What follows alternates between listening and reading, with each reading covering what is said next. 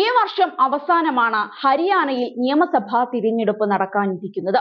10 വർഷങ്ങൾക്ക് ശേഷം സംസ്ഥാനത്ത് അധികാരം തിരിച്ചു പിടിക്കാനാകുമെന്ന പ്രതീക്ഷയിലാണ് കോൺഗ്രസ്. ലോക്സഭാ തിരഞ്ഞെടുപ്പിലെ കണക്കുകളാണ് കോൺഗ്രസിന്റെ പ്രതീക്ഷ ഉയർത്തുന്നത്. സംസ്ഥാനത്തെ ആകെയുള്ള 10 സീറ്റിൽ 5 സീറ്റുകൾ നേടാൻ കോൺഗ്രസിന് സാധിച്ചിരുന്നു. വോട്ട് ശതമാനവും പാർട്ടി കുത്തനെ ഉയർത്തി. ഈ സാഹചര്യത്തിൽ ആഞ്ഞു പിടിച്ചാൽ ഭരണം കൈപ്പിടിയിലാക്കാമെന്ന പ്രതീക്ഷയിലാണ് നേതൃത്വം.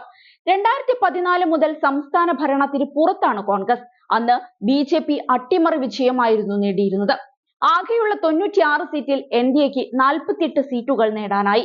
BJP 47 സീറ്റുകളും സഖ്യകക്ഷിയായ ശിരോമണി അകാലിദൾ 1 സീറ്റിലുമായിരുന്നു വിജയിച്ചത്. കോൺഗ്രസ് വെറും 15 സീറ്റിൽ ഒതുങ്ങി. ഓം പ്രകാശ് ചൌട്ടാലയുടെ INLDക്ക് 19 സീറ്റുകളും ലഭിച്ചു. 2019 കൂറ്റൻ വിജയം ഉറപ്പിച്ചിറങ്ങിയ BJPക്ക് പക്ഷേ കാലിടറി. വെറും 40 സീറ്റ് മാത്രമായിരുന്നു BJPക്ക് നേടാൻ സാധിച്ചത്.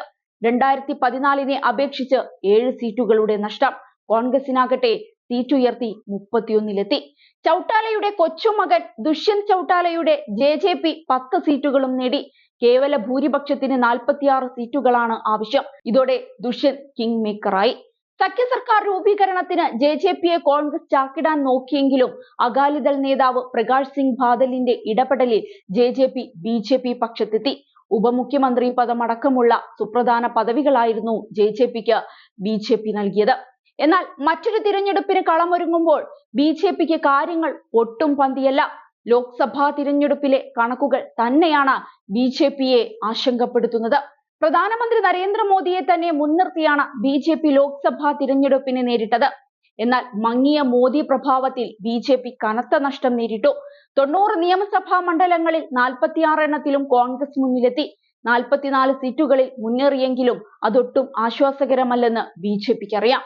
സംസ്ഥാനത്തെ പ്രബല വിഭാഗങ്ങളിലൊന്നായ ജാട്ട് വിഭാഗങ്ങൾക്കിടയിൽ വലിയ സ്വാധീനമുള്ള പാർട്ടിയായ JJPക്കും കനത്ത തിരിച്ചടി തന്നെയാണ് ലോക്സഭാ തിരഞ്ഞെടുപ്പിലുണ്ടായത്. 2019 14.8% വോട്ട് നേടിയ JJPക്ക് ഇത്തവണ കിട്ടിയത് 0.87% വോട്ട് മാത്രമാണ്. മുത്തച്ഛൻ ഓം പ്രകാശ് ചൌട്ടാലയുടെ INLDക്ക് കിട്ടിയത് വെറും 1.74%. കർഷക പ്രക്ഷോഭം, അഗ്നിവീർ പ്രതിഷേധം ഉൾപ്പെടെയുള്ള വിഷയങ്ങളാണ് ഭരണകക്ഷിക്ക് തിരിച്ചടിയായത്.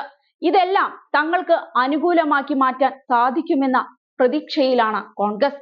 മുൻ മുഖ്യമന്ത്രി കൂടിയായ ഭൂപേന്ദ്ര ഹൂഡയുടെ നേതൃത്വത്തിൽ തിരഞ്ഞെടുപ്പ് പ്രവർത്തനങ്ങൾക്ക് കോൺഗ്രസ് തുടക്കം കുറിച്ചു കഴിഞ്ഞു. അതേസമയം BJPയും പ്രവർത്തനങ്ങൾക്ക് വേഗം കൂട്ടിയിട്ടുണ്ട്. കേന്ദ്രമന്ത്രി ധർമ്മേന്ദ്ര പ്രധാനും ത്രിപുര മുൻ മുഖ്യമന്ത്രി ബിപ്ലബ് ദേബ് കുമാറിനും സംസ്ഥാനത്തിന്റെ ചുമതല നൽകി പ്രവർത്തനം വേഗത്തിലാക്കിയിരിക്കുകയാണ് പാർട്ടി. 5 സംസ്ഥാനങ്ങളിൽ BJP സുഗമമായി രാജ്യസഭാ സീറ്റുകൾ നേടുമെന്നാണ് പ്രതീക്ഷിക്കുന്നത്. എന്നാൽ ഹരിയാനയിലും മഹാരാഷ്ട്രയിലും പ്രവചനങ്ങൾക്കും പ്രതീക്ഷകൾക്കും അപ്പുറത്താണ് കാര്യങ്ങൾ. അസം, ത്രിപുര, മധ്യപ്രദേശ്, രാജസ്ഥാൻ എന്നിവിടങ്ങളിലെ നിയമസഭകളിൽ BJPക്ക് മതിയായ അംഗസംഖ്യയുണ്ട്. ബീഹാറിൽ BJPക്കും RJDക്കും സംസ്ഥാന അസംബ്ലിയിൽ സീറ്റ് നിലയനുസരിച്ച് ഓരോ സീറ്റ് വീതം ലഭിച്ചേക്കും. എന്നാൽ മഹാരാഷ്ട്രയിലും ഹരിയാനയിലും 2 സംസ്ഥാനങ്ങളിൽ NDAയും ഇന്ത്യ മുന്നണിയും തമ്മിലുള്ള പോരാട്ടം രസകരമായിരിക്കാനാണ് സാധ്യത.